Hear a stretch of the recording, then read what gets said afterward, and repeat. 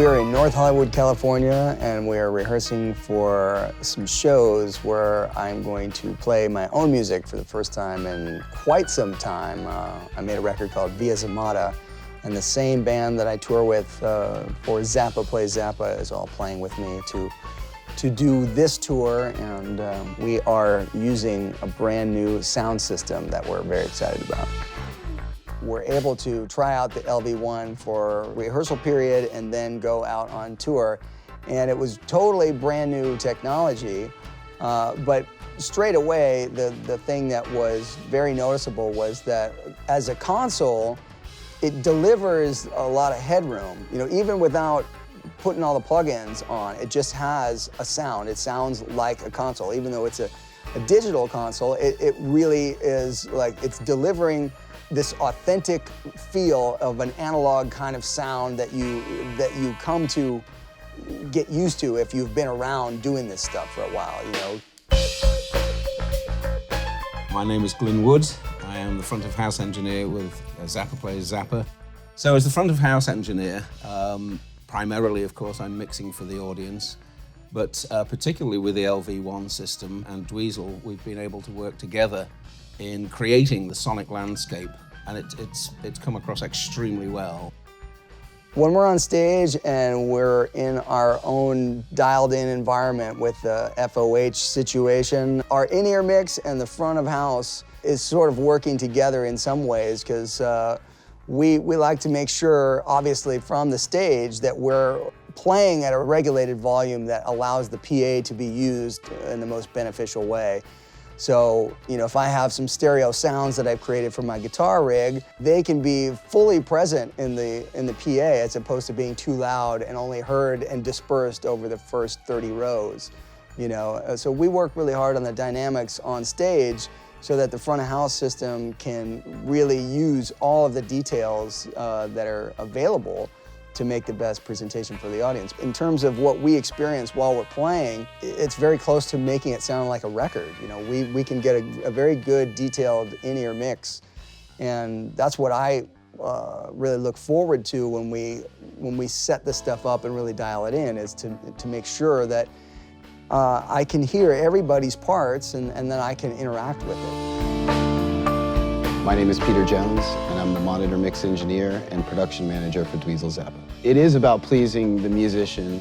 Certain musicians want to design their mix themselves and come back behind there and have me show them how to use it, or just tell me what exactly they want from their position. But then we have one musician who just lets me go free with it. Either way, it's a lot of fun, because unlike front of house where he has one mix, I have 8 mixes going on at once. So I have one even for myself, I have one for the guest artist who may or may not be there at the time, and I have another 6 for the guys on stage. I know that there's a lot of different ways that people monitor themselves in a live situation. And some people like to have the all-me mix, where it's like just their vocal and their instrument and then nothing else, or just a hint of something else.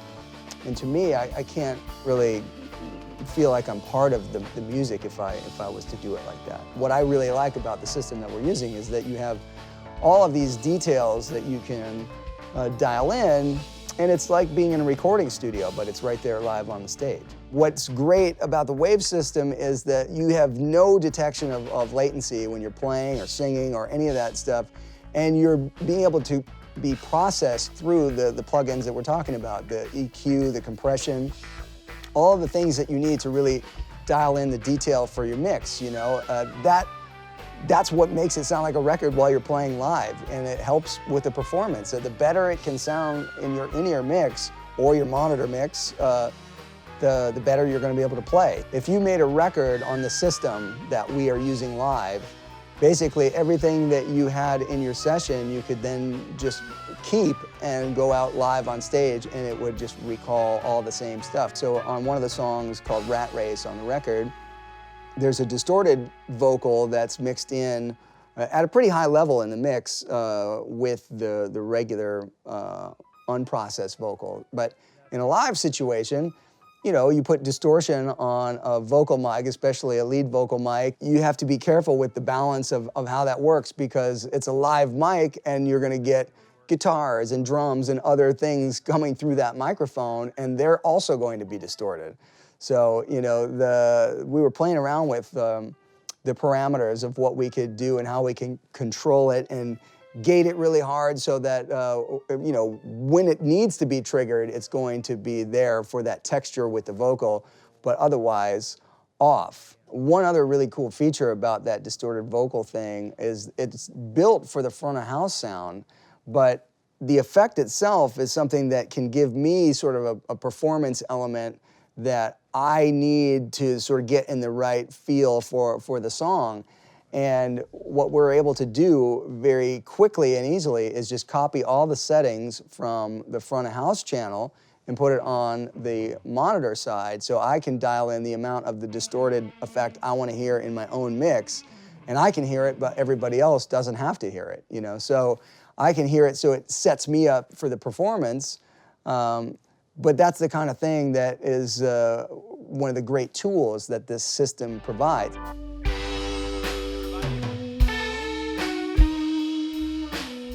I feel that the LV1 will lend itself to absolutely any venue, anywhere.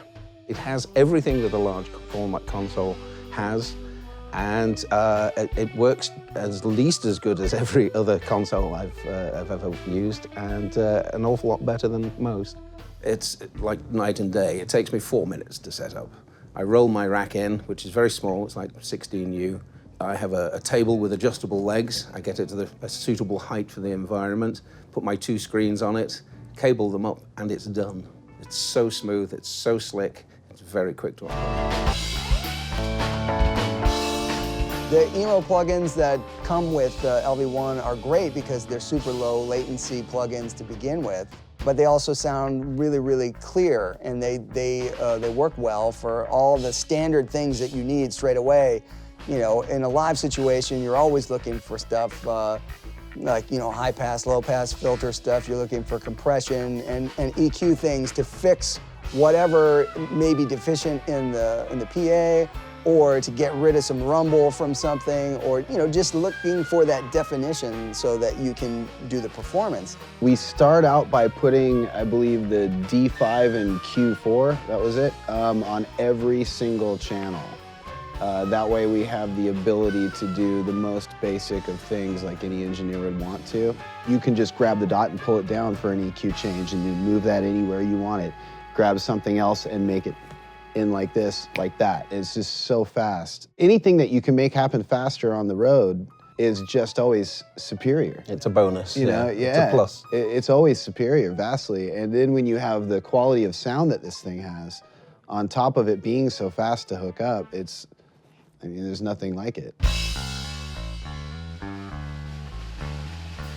The way that this thing has been built is like military grade style. So it's 2 or 3 systems that, you know, if one fails, the other one comes into play. And then even if that one possibly has the chance to fail, you can have your laptop running alongside the whole system that can just be inserted, and it's like you have 3 options to make sure that the show will go on.